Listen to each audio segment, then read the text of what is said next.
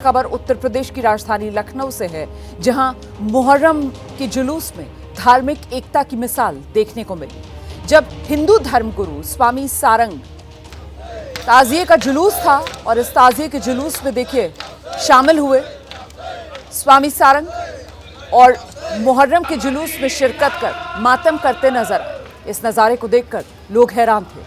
लखनऊ की सड़कों पर हिंदू धर्मगुरु ने न सिर्फ छुरियों वाला मातम किया, बल्कि इमाम हुसैन की शहादत को इंसानियत की सबसे बड़ी मिसाल बताया।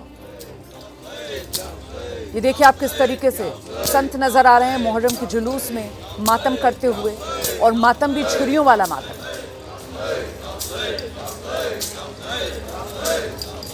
छुरियों वाला मातम कर संत महात्मा ने इमाम हुसैन की शहादत को इंसानियत की सबसे बड़ी मिसाल बताया है।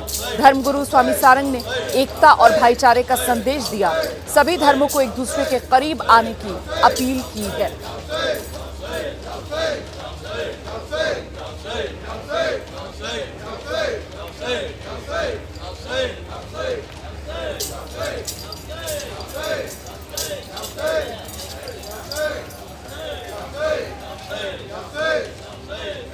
तो कल 10 मुहर्रम की तारीख थी और ऐसे में पूरी दुनिया में जो शिया समुदाय से जुड़े लोग हैं वो इमाम हुसैन की शहादत को याद कर मातम कर रहे थे। और इसी कड़ी में कल 10 मुहर्रम पर जब मुहर्रम के जुलूस निकल रहे थे, और देखिए किस तरीके से ये छुरियों वाला मातम, और इसी छुरियों वाले मातम में शिरकत की स्वामी सारंग जी। आगे का एजेंडा देख रहे हैं आप। अगली खबर लखनऊ, जहां आम महोत्सव चल रहा था और इसके आखिरी दिन अफरा तफरी थी। प्रदर्शनी में रखे आमों की लूट शुरू हो गई। महोत्सव देखने आए लोगों को जैसे ही मौका मिला उसका पूरा फायदा उन्होंने उठा लिया। देखिए कैसे आमों की लूट मची हुई है। पॉलिथीन बैग में, लेडीज अपने हैंड बैग में, थैलों में, जिसके हाथ में जो था, जिसे जो मिला उसी में आम भरना शुरू कर दिया। महोत्सव समाप्ति से कुछ देर पहले जबरदस्त भीड़ उमड़ पड़ी और लोग प्रदर्शनी में रखे आमों को लेकर जाने लगे, जिससे माहौल बेकाबू हो गया। प्रदर्शनी के आम सिर्फ प्रदर्शन के लिए थे, जबकि उनकी बिक्री बाहर अलग स्टॉल्स पर की जा रही थी। उत्तर प्रदेश आम महोत्सव में 800 से ज्यादा वैरायटी के आमों की प्रदर्शनी लगाई गई, जिसे लोग देखने और खरीदने आए। लेकिन आयोजन के आखिरी दिन, आखिरी पलों में प्रशासन की ढिलाई और भीड़ के नियंत्रण में कमी के चलते स्थिति हाथ से निकल गई। 3 दिन तक चली इस प्रदर्शनी का उद्घाटन उत्तर प्रदेश के मुख्यमंत्री योगी आदित्यनाथ ने किया था, लेकिन ये समापन वाली तस्वीरें जो सवाल तो खड़ा कर रही हैं। देखिए किस तरीके से प्रदर्शनी के आखिरी दिन, आखिरी पल, और लोगों को जो हाथ में आया उसी में लोगों ने प्रदर्शनी में जो आम सिर्फ लोगों के लिए निहारने के लिए रखे गए थे उन्हीं को लूटना शुरू कर दिया। राजधानी दिल्ली में मौसम का मिजाज बदला है, बारिश हुई है, और वहीं दूसरी तरफ दिल्ली से बिल्कुल सटा हुआ गाजियाबाद, यहां आग का कहर देखने को मिला है। एक तस्वीर गाजियाबाद की पेपर फैक्ट्री की, जहां बड़ी आग लग गई। आग बुझाने के प्रयास जारी, दमकल की गाड़ियां मौके पर मौजूद रहीं। दूसरी तस्वीर गाजियाबाद के ही साहिबाबाद इलाके की, यहां M4U मार्केट में एक बैंक के ऊपर एक होटल और उसी में लग गई भीषण आग। इसे बुझाने की कोशिशें जारी हैं। तो ये 2 तस्वीरें, दोनों आग के तांडव की तस्वीरें और दोनों गाजियाबाद की तस्वीरें। एक तरफ पेपर फैक्ट्री है जिसमें आग लगी है, और दूसरी तरफ गाजियाबाद के साहिबाबाद में एक इमारत जिसकी ऊपरी मंजिल में एक होटल है, और उसी होटल को आप देखिए कैसे लपटों की चपेट में होटल घिरा हुआ नजर आ रहा है।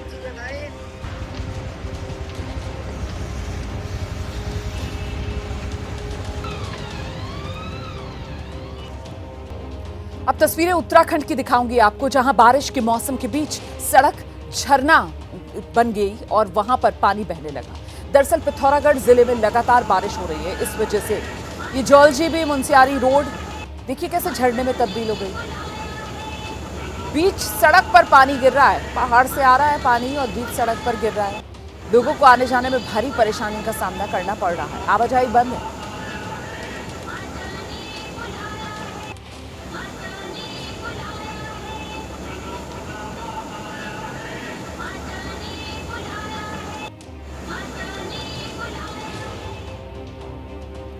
और दिल्ली एनसीआर में आज सुबह से ही रह रहकर बारिश हो रही है। मौसम विभाग ने दिल्ली एनसीआर के लिए येलो अलर्ट जारी किया है। लोगों को सतर्क रहने की भी सलाह दी गई है। बीते करीब आधे घंटे से ज्यादा का समय हो गया है। दिल्ली और एनसीआर में लगातार झमाझम बारिश देखने को मिल रही है। तस्वीरें मैं आपको फिलहाल दिखा रही हूँ सेंट्रल दिल्ली से। ये सीपी यानी कि कनॉट प्लेस इलाका है, मिंटो रोड का इलाका है, जहाँ पर अक्सर बारिश के समय में पानी भर जाता है, लेकिन फिलहाल झमाझम बारिश के बाद स्थिति नियंत्रित बनी हुई है। इसी के साथ में आपको ये भी बता दें कि दिल्ली के तमाम इलाके, चाहे वो बाहरी दिल्ली हो या फिर इसी के साथ में पश्चिमी दिल्ली हो, दक्षिण दिल्ली हो, सभी जगह पर मौसम विभाग के द्वारा जो अलर्ट है वो दिया गया है कि तेज़ बारिश भी हो सकती है, मध्यम दर्जे की बारिश भी हो सकती है। इसी के साथ में आंधी तूफान और बिजली गिरने का भी अनुमान मौसम विभाग ने जताया है। सबसे बड़ी बात यहाँ पर यह भी है कि तेज हवाएं चल सकती हैं, जिनकी रफ्तार 30 से 50 किलोमीटर प्रति घंटे के हिसाब से हो सकती है। और दिल्ली एनसीआर के लोगों को बारिश के बाद जाम की स्थिति से दो चार होना पड़ रहा है। धौलाकुआं से लेकर एयरपोर्ट जाने वाली सड़क पर लंबा जाम लगा हुआ है।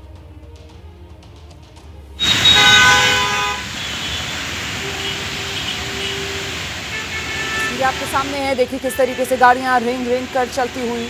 सुबह का वक्त है और वो भी हफ्ते का पहला कामकाजी दिन है और ऐसे में गाड़ियों की भरमार है, लेकिन मौसम की मार ऐसी है कि गाड़ियों की रफ्तार सुस्त पड़ चुकी है।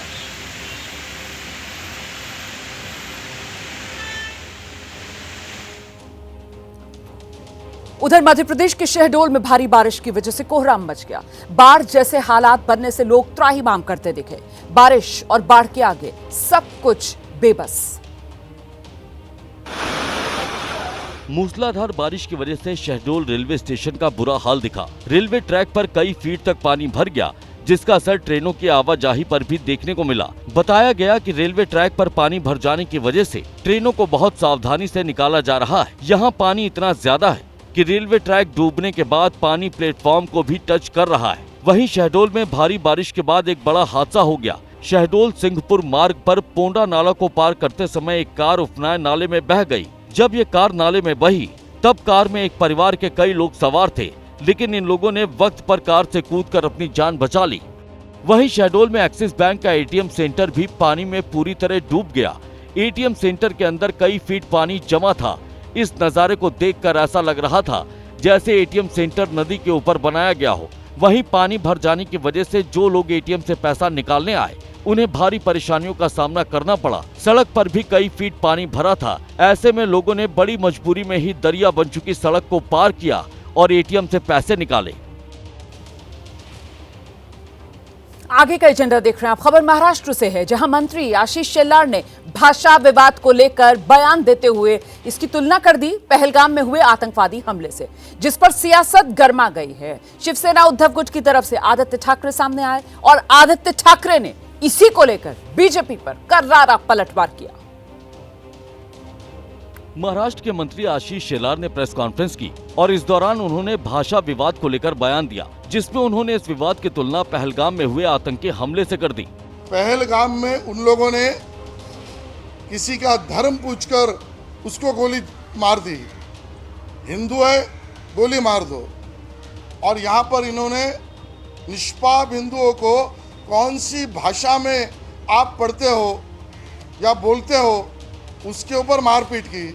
आशीष शेलार ने उद्धव ठाकरे और राज ठाकरे पर सवाल खड़े किए तो इससे सियासी संग्राम छिड़ गया। आदित्य ठाकरे ने बयान पर पलटवार किया और दावा किया कि बीजेपी के मन में महाराष्ट्र के लिए जहर भरा है। बीजेपी के मन में महाराष्ट्र के खिलाफ बहुत सारा जहर है और इसलिए तो वो बोल रही है। आज तो भाजपा ने महाराष्ट्र की तुलना साफ तौर पे पहलगाम के आतंकवादियों से की है। जिस आतंकवादियों को भाजपा ना पकड़ सकी, जिस आतंकवादियों को ना भाजपा रोक सकी, पहलगाम के बाद आज 3 महीने हुए, लेकिन वो आतंकवादी कहाँ गए। उधर भक्तों की धार्मिक भावना को ध्यान में रखते हुए उत्तर प्रदेश के मुजफ्फरनगर हापुड़ प्रशासन ने कांवड़ मार्ग की दुकानों पर खास फीडबैक पोस्टर लगा दिए हैं, जिसके जरिए ढाबों और होटल्स के मालिक की पूरी जानकारी मिलेगी। हालांकि स्वामी यशवीर इसका विरोध कर रहे हैं। मुजफ्फरनगर के कांवड़ मार्ग पर बने ढाबे और होटलों पर प्रशासन ने कुछ इस तरह फीडबैक पोस्टर लगाए हैं, जिसमें दुकान मालिक का नाम पता दर्ज होगा और स्कैन करने पर होटल ढाबे से जुड़ी पूरी जानकारी मिलेगी।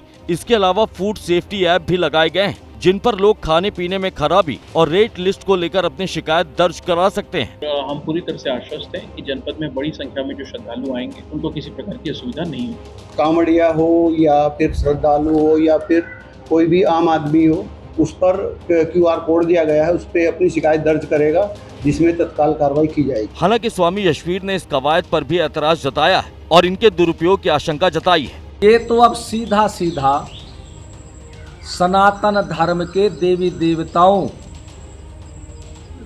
के बोर्ड लगाने का थूक मूत्र जो गैंग है उसको लाइसेंस मिल जाएगा। ऐसा कहने के पीछे उन्होंने आशंका जताई है कि स्कैन करने पर ना तो असली मालिक का पता चलेगा और ना ही वहां काम कर रहे कर्मचारियों की सही जानकारी मिलेगी और कोई भी हिंदू के नाम पर लाइसेंस लेकर अपनी दुकान चलाएगा। स्वामी यशवीर ने नए फूड लाइसेंस रद्द करने की मांग की है।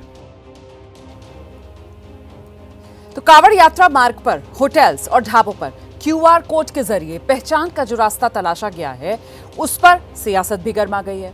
समाजवादी पार्टी के अध्यक्ष हैं अखिलेश यादव, उन्होंने इसी पर सवाल उठा दिया है। बीजेपी की तरफ से इस पर पलटवार किया जा रहा है। कांवड़ यात्रा मार्ग पर पड़ने वाले होटल और ढाबों को लेकर विवाद जारी है, जहां QR कोड के जरिए होटल और ढाबा मालिकों की सही पहचान कराने का दावा प्रशासन की ओर से किया जा रहा है, जिसे लेकर अब सियासत भी गर्म होती दिख रही है। समाजवादी पार्टी के अध्यक्ष अखिलेश यादव ने इस कवायद पर सवाल उठाए और योगी सरकार को घेरा है। इसलिए ये जो टेक्नोलॉजी नहीं इस्तेमाल करनी थी, जिस तरह ये कॉरिडोर बनाने का प्रचार कर रहे थे, जो हमारे कांवड़िया हैं, जो आस्था के साथ एक परंपरा को निभाते हैं, कम से कम इनको वो इंफ्रास्ट्रक्चर बना के देना चाहिए था जो सुविधा मिलती, और जो सुविधा मिलनी चाहिए वो क्यों नहीं दे पा रहे हैं लोग। अखिलेश यादव ने कांवड़ियों के लिए कॉरिडोर बनाने का मुद्दा उठाया तो डिप्टी सीएम केशव प्रसाद मौर्य ने उन पर पलटवार किया। समाजवादी पार्टी और उससे जुड़े हुए नेताओं के पास कोई मुद्दा नहीं, जो मुद्दा विहीन होते हैं इस प्रकार की हरकत करते हैं, लेकिन उनकी हरकत का जवाब देने के लिए समाज तैयार है और समाज एकजुट रहेगा। यात्रा सकुशल होगी और यात्रा में कोई विघ्न बाधा डालेगा, कानून अपना। आगे बढ़ते हैं। 3 जुलाई को आजमगढ़ में अखिलेश यादव के जो आवास है उसका गृह प्रवेश हुआ था। इस दौरान आजमगढ़ के ही कुछ पुजारियों ने पूजा अर्चना कराई थी। अब आजमगढ़ की संयुक्त ब्राह्मण महासभा ने पूजा कराने वाले सभी ब्राह्मणों को समाज से बहिष्कृत कर दिया है। इटावा में कथा को लेकर यादव बनाम ब्राह्मण की जो लड़ाई शुरू हुई थी, वो आजमगढ़ पहुंचते पहुंचते ब्राह्मण बनाम ब्राह्मण की हो गई। 3 जुलाई को आजमगढ़ के जिन 5 ब्राह्मणों ने अखिलेश यादव के नए आवास का गृह प्रवेश कराया था, उनके खिलाफ मोर्चा खोल दिया गया है। गणेश मंदिर प्रांगण में संयुक्त ब्राह्मण महासभा की बैठक हुई और बैठक में शामिल हुए लोगों ने पूजा कराने वालों के ब्राह्मण होने पर ही सवाल खड़ा कर दिया। आजमगढ़ के ही कुछ ऐसे कर्मकांडी ब्राह्मण जो तथाकथित कर्मकांडी ब्राह्मण हैं, मैं तो नहीं मानता कि जो अपने समाज की बात की अवहेलना करे उसको मैं ब्राह्मण नहीं मानता। ऐसे ब्राह्मण जाके उस गृह प्रवेश का पूजन कराते हैं। महासभा में पूजा कराने वाले 5 कर्मकांडी ब्राह्मणों के व्यवहार को ब्राह्मण समाज के लिए कलंक बताते हुए कठोर शब्दों में निंदा की गई। वहीं जिन श्यामधर चौबे ने अखिलेश यादव के यहाँ पूजा कराई थी, वो कह रहे हैं कि ब्राह्मणों का सबसे बड़ा धड़ा अखिलेश यादव के साथ है। जो लोग बहिष्कार की बात कर रहे हैं, वो भ्रम फैलाने की कोशिश कर रहे हैं।